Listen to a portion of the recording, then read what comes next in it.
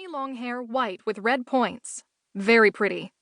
When I turned back to Sarah, she was grinning over the mix-up. Yes, Taffy can go back in her condo. Gee, is it closing time already?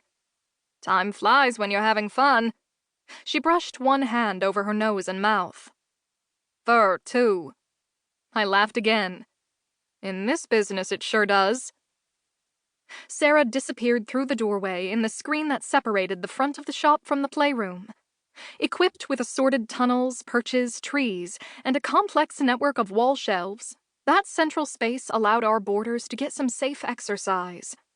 Farther back lay our well-equipped grooming studio, and another large room fitted out with a dozen cat condos, each the size of a broom closet, to accommodate our boarders. All of our services catered to felines only. As for the actual van with wheels, I told Dawn, that project is stalled. So far the only quote I've gotten has been way beyond my budget. Too bad. I like the idea of you being able to take your grooming services on the road. She took another swallow of her coffee and returned to her main objective. So, will you come with me tonight? I'd had a long, tiring day and was looking forward to a quiet evening at home. My store dated from the turn of the century, so that second-floor apartment was far from luxurious. It consisted of a living room, a dining room or second bedroom, and a single bathroom and kitchen, last renovated in the 1950s. Because I had 3 cats of my own, the seating pieces were pet-proofed, with cotton slipcovers and fleece throws, the area rugs and indoor-outdoor material that cleaned up easily.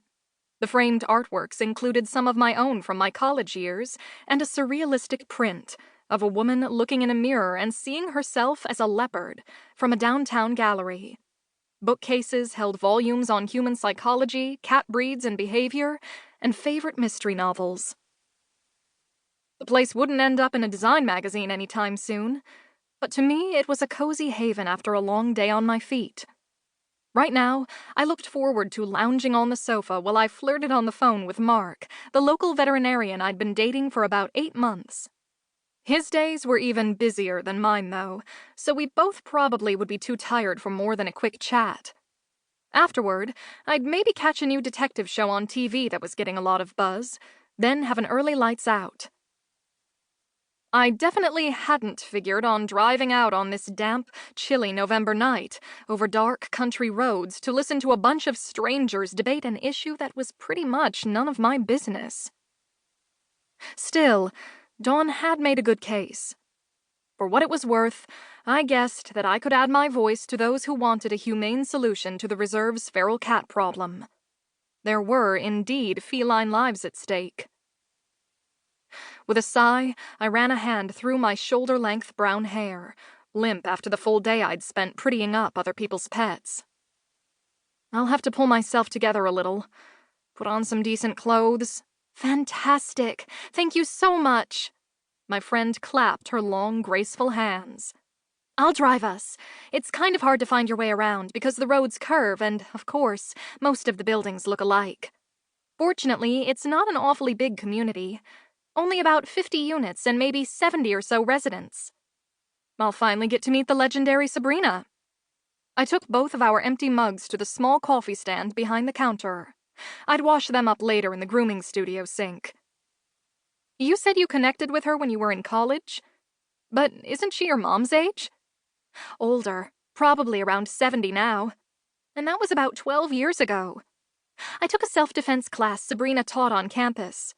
She had such a great attitude, so tough but so funny, that we went on exchanging emails and meeting for lunch every now and then. I'd tell her about starting my health food store, and she'd keep me up to date on all her protests and causes. With a bemused smile, Dawn added, How she ended up living at the reserve, I'm really not sure. Kind of like throwing a lit firecracker into a haystack. Dawn said she'd stop back for me in an hour, and by the time she had left, my attitude toward the meeting had changed. If this gutsy older lady was ready to mix it up with her neighbors in some stodgy suburban enclave, I wanted to be on her side.